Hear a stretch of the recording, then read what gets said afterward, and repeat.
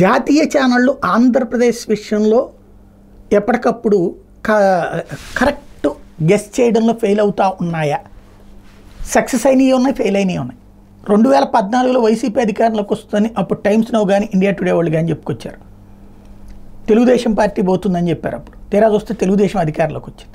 2019లో మాత్రం జాతీయ ఛానల్ కరెక్ట్గానే చెప్పినాయి. ఇండియా టుడే టైమ్స్ నౌ ఇద్దరు కూడా వైసీపీ గెలుస్తుందని చెప్పారు. 2024కి వచ్చేటప్పటికి మళ్ళీ 2014 లాంటి పరిస్థితి వచ్చింది. ఎందుకంటే కూటమి వలన నెక్ టు నెక్ సిచ్యుయేషన్ దీనికి కారణం అవుతుంది. జట్టు కట్టినప్పుడు ఓట్ పోలరైజేషన్ అన్నది లెక్క కట్టడం ఈ ఛానళ్ళకి కన్ఫ్యూజన్కి కారణమవుతుంది. నిన్న ఇండియా టుడేనేమో కూటమి ఘన విజయం సాధిస్తుంది 51% ఓట్లతో, కానీ సీట్లు అత్యవసర వస్తున్నాయి 98 నుంచి 120. అదే సందర్భంలో ఇటు టైమ్స్ నౌ వచ్చేటప్పటికి వైఎస్ఆర్ కాంగ్రెస్ పార్టీ అధికారంలోకి వస్తుంది 51% ఓట్లతో, 51% ఓట్లతో, అంటే లాస్ట్ ట్రిప్ కంటే 1% ఓట్లు పెరిగినట్టు.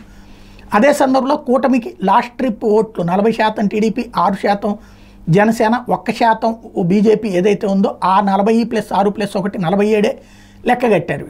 వీళ్ళు 50 నుంచి 55 సీట్లు, 58 నుంచి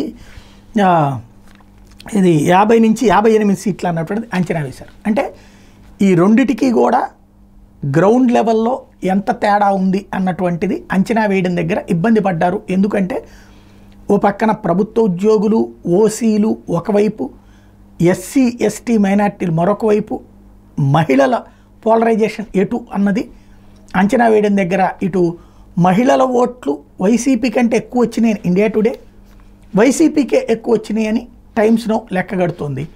అందుకని ఈ మొత్తం పరిణామాల్లో రేపు సాయంత్రం దాకా కూడా ఉత్కంఠ రేగే అవకాశమే కనబడుతుంది.